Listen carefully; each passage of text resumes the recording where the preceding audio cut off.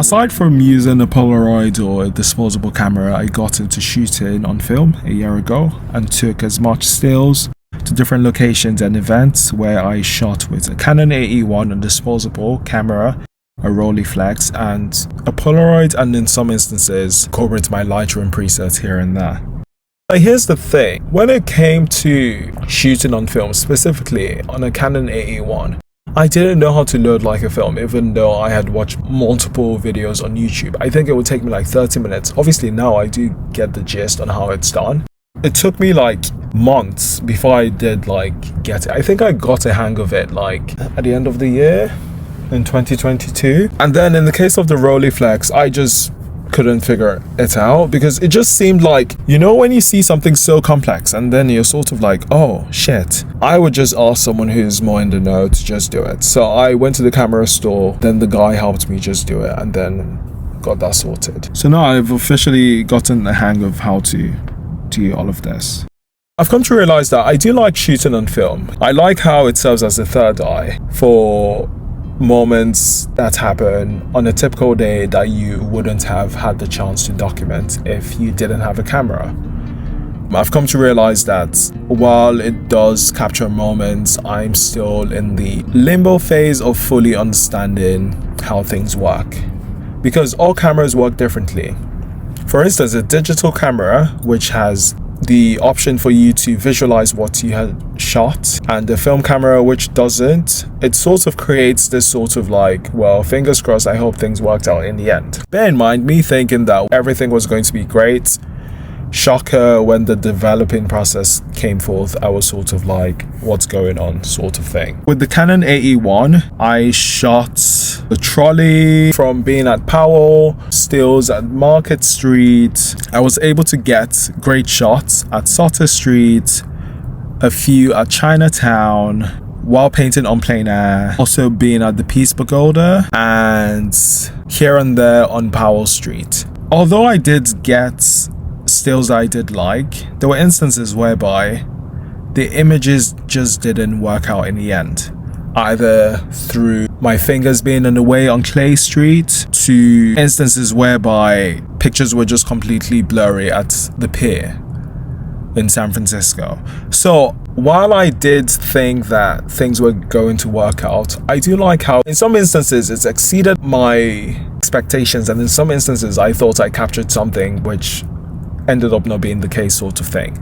I think I've come to then realize it's a matter of when you take a still, you give like, I would say 5 seconds, just stay still and make sure your hands are not in the viewfinder. That's something I've come to understand, I've come to realize as a result of doing it. When shooting on Canon AE-1 in black, my favorite stills were shot at Pier 39, then Bacadero Strip, Fisherman's Wharf, the Bay Bridge, but then in some instances shooting at the stable, to shooting in the dark, or shooting at the pier, it was hard to tell. And I've come to then realize that it seems like if one is shooting in the dark, the more light you've got, the more likely you're able to get stuff, like capture like a moment. That's the thing. There are just certain things I just didn't know about, but I've then come to realize that as a result of doing it, I've then realized, oh yeah, this can be done, this can't be done. Shooting on the disposable camera, I remember taking it to the Brick and Mortar Music Hall where I saw the score, and because the thing is that I obviously knew that I didn't want to take my AE-1, but I wanted to take the disposable in the sense that if like it drops, it's not the end of the world sort of thing. Prior to that, I had shot on disposable like twice, but it was like of a friend's disposable camera, and since then I was just sort of like, oh yeah, like just take a bunch of stills. Like I had done some with flash, without flash, and all I was just able to capture was just like a bunch of heads of people at the gathering. So yeah, it was quite cool. In this scene here, you can obviously see how the red is being like amplified. It looks quite cool when you look at it as a whole. In certain areas, I was able to capture great shots when lights and different things were being angled properly, if that makes sense, and I just happened to have captured it. Apart from capturing a bunch of heads, I'm still happy with some of the bits that I captured here and there. if that makes sense. So shooting on the Rolleiflex, I would say it's the most silent camera I've ever shot on. If I was to rank everything in terms of like loudest to silent, it would definitely be Polaroid first, obviously, then a Canon AE-1, and then the disposable camera if you have the flash on, and then the twin lens one, Rolleiflex.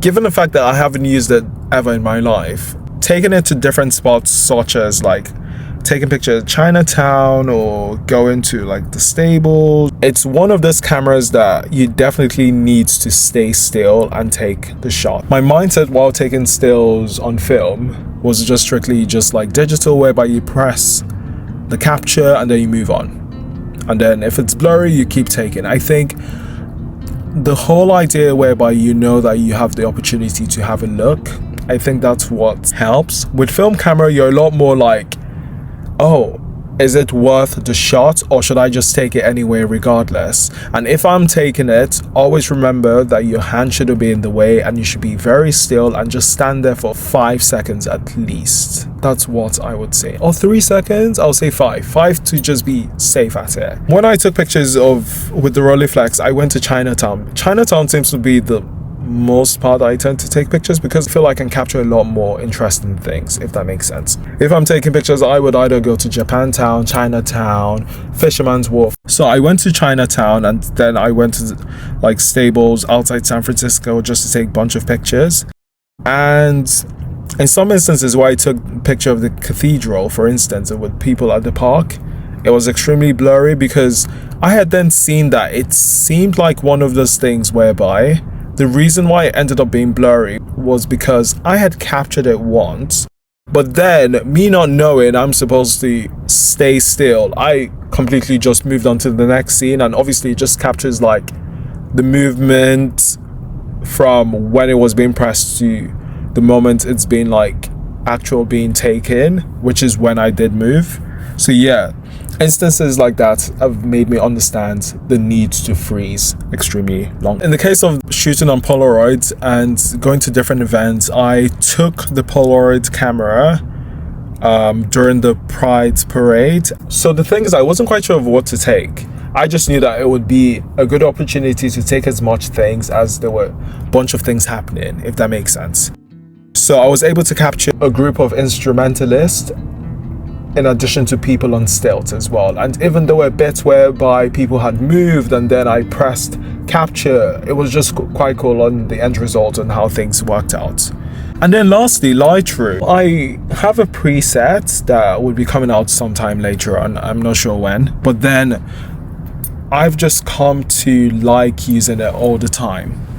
And although a lot of the images were not shot a year ago and have just been shot over a period of time, here are a bunch of my favorite ones, from being at Japantown to Lafayette Park to Napa to the skyscraper while being at the Salesforce Park to the Marina District to the Yacht Harbor to Oakland.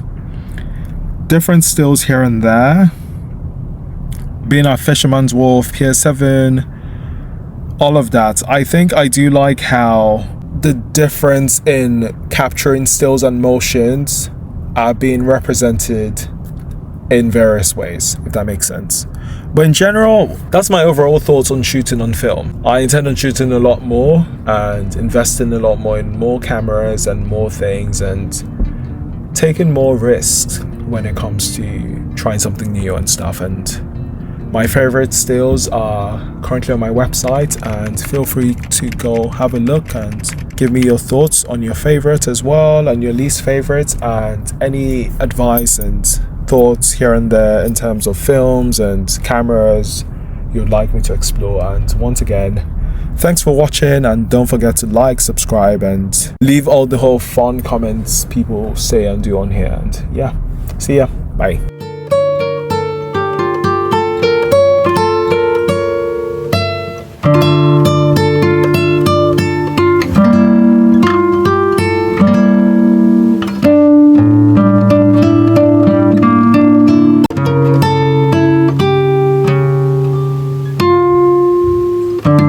So here's the thing, I decided to start a podcast. First of all, I am Leslie Onumbu, a conceptual architectural designer and scenographer. So essentially, it would be a weekly podcast. And once again, you're listening to Undocumented Uploads. Okay, that was weird.